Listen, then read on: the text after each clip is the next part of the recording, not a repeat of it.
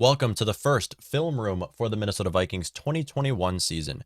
In this episode, we're going to be taking a look at film from the Vikings Cincinnati game. We're not going to look at just highlights and what happened here, but we're going to take a look at really how this Vikings offense and defense is going to look in the 2021 season and what to really expect, what continuous plays to see from this Vikings offense and defense in the 2021 season. This is an episode exclusively on YouTube. Yes, this podcast is also on Spotify, Stitcher, Apple, Google, all the podcast platforms, wherever you find your podcasts. But this segment and film room as general is going to specifically be on YouTube. Starting it off for the first clip, this is 3rd and 6 on the Minnesota Vikings 30-yard line in the second half. Now, 3rd and 6. This year with the Minnesota Vikings, that new offense with the Minnesota Vikings, as we took a huge hit in the offseason. Now, Kyle Rudolph is gone. That was a needed move for the Vikings. Irv Smith Jr.'s injury really is hitting this offense. And then we have Chad Beebe, and BC Johnson all out for the season. So it's a huge hit with the Minnesota Vikings offense. However, a new offense that we're going to see this 2021 season and a continuous offense that we're going to likely see. We saw this in this game, a lot of 4 wide receiver sets, and we're going to continue to see multiple 4 wide receiver sets with the Vikings. When was the last time you've seen as many 4 wideouts on the field at the same time as the game against the Cincinnati Bengals? Possibly 2016 was the last time, because or maybe even before we had Kyle Rudolph, Vikings are just trying to use these wide receivers, as we are very thin at tight end right now after losing both Kyle Rudolph and Irv Smith Jr. for the season. So, well, Kyle Rudolph's with another team. So here you simply just have 3 wide receivers to Kirk Cousins' left and 1 wide receiver that is Justin Jefferson to the right. This is a play that's designed for Dalvin Cook, however. Here, if we play it. So Dalvin Cook, the 3 wide receivers to the left are all going to be lead blockers for Dalvin Cook, as well as right here. This is a simple check down pass. You will also see multiple of these plays ran a game where you have just everybody's blocking for Dalvin Cook. I mean, you have you have your 3 lead blockers that are wide receivers to the left, and then you also have Oli Uda, you have Ezra Cleveland, and you have Garrett Bradbury also blocking for Dalvin Cook on this play, and Dalvin Cook will go ahead and pick up a first down. So, obviously, Vikings are going to revolve their offense around Dalvin Cook this year, as they did the last 2 seasons as well. And now for my favorite play. Now, Vikings, this is what we have to do more of. Kirk Cousins does not have enough time to sit inside the pocket and go through all of his reads. The only time he has enough time to go through all of his reads is on a play action bootleg pass. This is 1st and 10 on the 50-yard line, and you'll see here, first down, Vikings love to run the ball. So here's what the Vikings do here. You have 3 wide receivers, 1, 2, 3. You have Adam Thielen in the slot and Justin Jefferson and KJ Osborne lined up outside the numbers, as well as a simple I formation in the backfield. Vikings love to run this on their offense. We're going to continue to see this season, as we did the last few seasons. Here is a simple play action. Okay, everyone thinks the ball is going there. It's first down. They're going to think the ball is going to Dalvin Cook. Here's a simple bootleg pass. Hit Justin Jefferson. First down. It's so simple. It's as easy as the Vikings can get to get a simple 10 yards for the Vikings, play action, bootleg pass.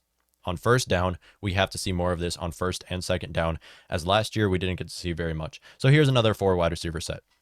Like I said before, Vikings love to run the 4, or will like to run the 4 wide receivers this year, as the last two seasons they ran a lot more 2 tight end sets. Here's where we're going to see a lot more wide receivers. So 3rd and 24. So it's going to be a pass, but the question is, who is the pass going to be designed for? Now it's 3rd and 24 on the Bengals 36-yard line. So Vikings are already in field goal range here and are really just trying to set up a field goal, just get that few extra yards to help. Really, just not get sacked. That's all the Vikings are trying to do here. If you get sacked, you're out of field goal range. So just pick up the few easy, simple yards. And here's a 4 wide receiver set that they designed for KJ Osborne, which was actually the best play in the first half. KJ Osborne breaks the tackle from Eli Apple, picks up the first, tries to hurdle Jesse Bates. That's very risky. Like I said in my recap, KJ Osborne, I don't want to see him try to hurdle anybody more.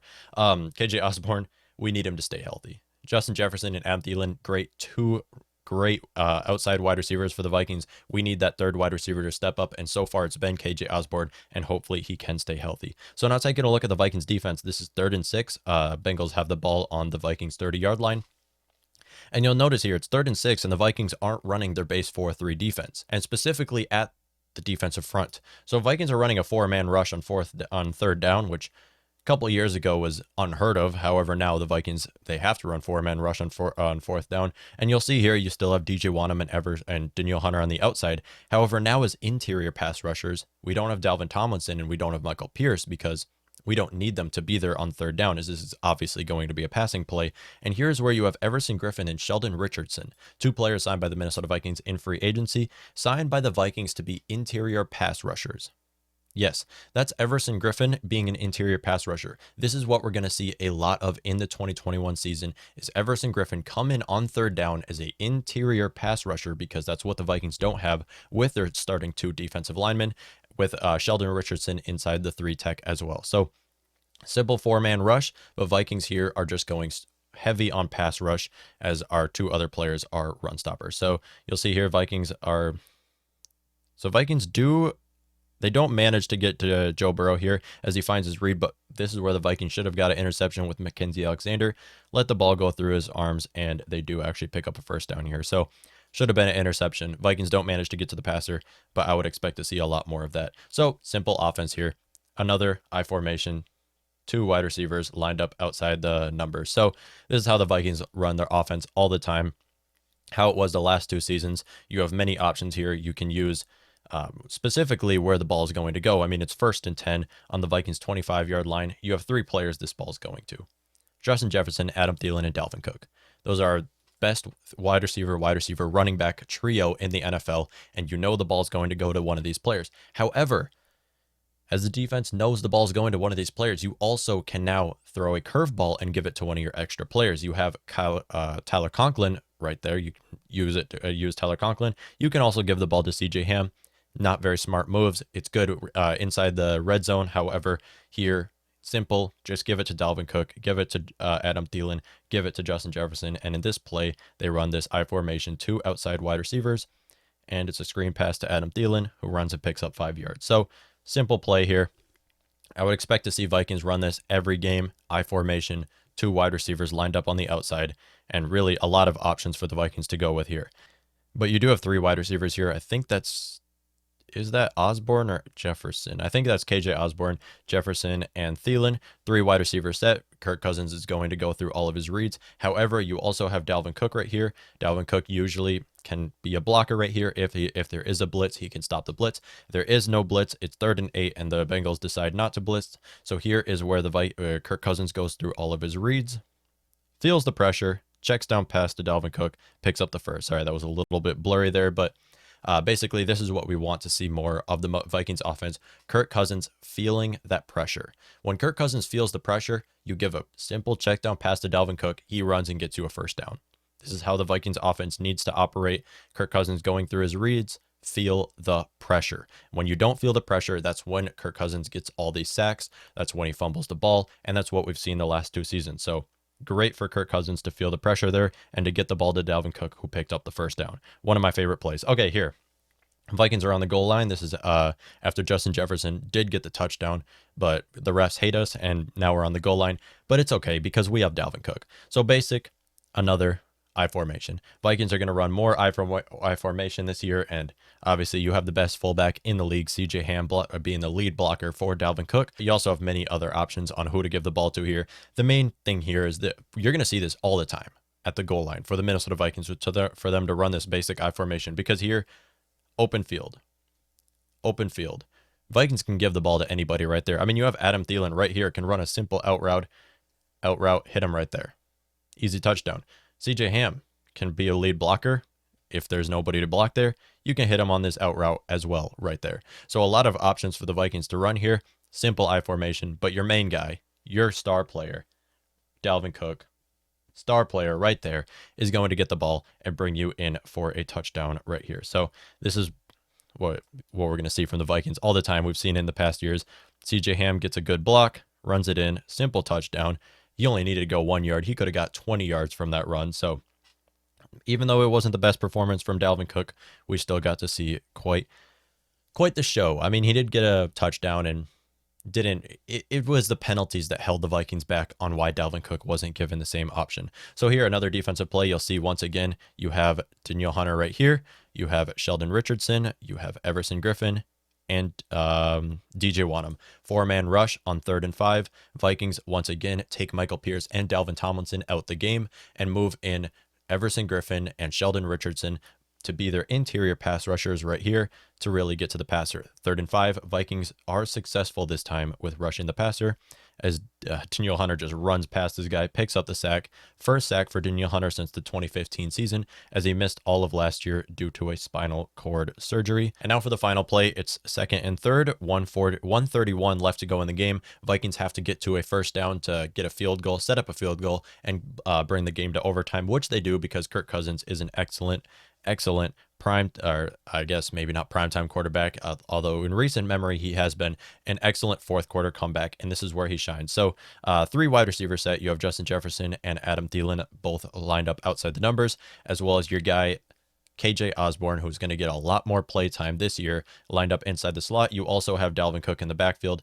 Now, obviously, it's 2nd and 3. Vikings can run Dalvin Cook, but they don't have any timeouts, and this would make no sense really to give it to Dalvin Cook here, as if he doesn't get the first down, well, now you're screwed. You can't snap the ball and stop the clock. You don't want to run that timeout. So the reason why the Vikings do have Dalvin Cook here is, although it's obviously going to be a pass play, they have Dalvin Cook there because of simple check down passes. He also can hit if they decide to blitz whoever this guy is. Dalvin Cook can hit a block on him, protect Kirk Cousins. A lot of Dalvin Cook really gets a lot of shine as a after contact and all the jukes and stuff he's able to do. You really have to appreciate Dalvin Cook blocking ability to turn a terrible play like we reviewed earlier into a first down, where Dalvin Cook can run out there, get a check down pass, and yards after contact, yards after the catch. That is where Dalvin Cook can shine. However, one player we haven't mentioned so far, right here, Tyler Conklin. Yeah, he's still here. Tyler Conklin has been in a lot of these plays. It was specifically as a blocker, blocking for Dalvin Cook and various blocks. However, Tyler Conklin is also known for his ability to make big-time catches, which he does right here, as Tyler Conklin is a receiver. Kirk Cousins hits Tyler Conklin for the first down. Now, once again, you'll notice right here, going back, okay, running this play again. Keep your eyes on Dalvin Cook. There's no blitz. Bengals don't decide to blitz anyone. If they did, Dalvin Cook would hit the block and protect Kirk Cousins. When there's no blitz, see how Dalvin Cook finds the open spot right here. He doesn't get the pass. Obviously, Kirk Cousins does see him, but he also sees Tyler Conklin, who's out there wide open. But Dalvin Cook does an excellent job when it comes to this, trying to stop the blitz. There's no blitz. Finds the open pass, the open spot in the field. He hits Tyler Conklin instead, obviously, because Tyler Conklin was further down the field. However, if Tyler Conklin was not further down the field, he would have hit Dalvin Cook, who would have also gotten a first down. So Dalvin Cook, yes, he's known to be a back. Oh, there we have CJ Ham. Dalvin Cook, yes, he's known to be a running back, but he is also excellent when it comes to blocking for Kirk Cousins, excellent when it comes to receiving, yards after the catch, yards after contact. We didn't get to see Dalvin Cook shine yesterday, and that was on Sunday, and that was solely because the Vikings had too many penalties. They were throwing him out of the range to make a play necessarily. So Vikings, I would expect to see a lot more of Dalvin Cook. In fact, I almost know, we're positive, Dalvin Cook is going to continue to get fed the ball going into week 2 and the rest of the weeks for the Vikings. Doesn't matter what defense we're going up against. Vikings will give the Dalvin Cook about 20 yards a game, 20 carries, even against some of the best defenses. So I would expect to see the Vikings continue to feed Dalvin Cook like they attempted to in the first game against the Cincinnati Bengals. And once again, Kirk Cousins feeling that blitz, checking it down to Dalvin Cook. That is what the Vikings have to continue to do. And that play, one of my favorite from yesterday. So taking a look, that was 9 plays by the Minnesota Vikings that I would expect to continue to see ran this 2021 season. In fact, they will continue to be ran this 2021 season, specifically with the 2 biggest ones being 4 wide receiver sets, which are not often seen by the Vikings, but will be in this season, as well as the new defensive front for the Vikings, where you do have Everson, Griffin, and Sheldon Richardson stepping in as interior pass rushers, as previously both of those two players have played as defensive ends, but we don't need them as defensive ends right now. We just need them to be those interior pass rushers that the Vikings need. Last year, or previously, the Vikings did use Hercules Mataafa and Afadio Denebo both as interior pass rushers, two players no longer with the Vikings, and they have upgraded, going with Everson, Griffin, and Sheldon Richardson, who did not get any sacks or tackle for losses on Sunday's matchup against the Bengals, but going into the future on third down, they will rack up those sacks, as Delvin Tomlinson and Michael Pierce are two big players to do it. Michael Pierce did get 2 sacks against the matchup against the Cincinnati Bengals. I wouldn't expect him to be racking up any sacks. In fact, I wouldn't be surprised if those are the only 2 sacks Michael Pierce gets in the 2021 season, as he is solely a run stopper for the Vikings, and he's the Vikings' nose tackle. So those are 9 plays for the Minnesota Vikings that I would expect to continue to see in the 2021 season this year. Thank you.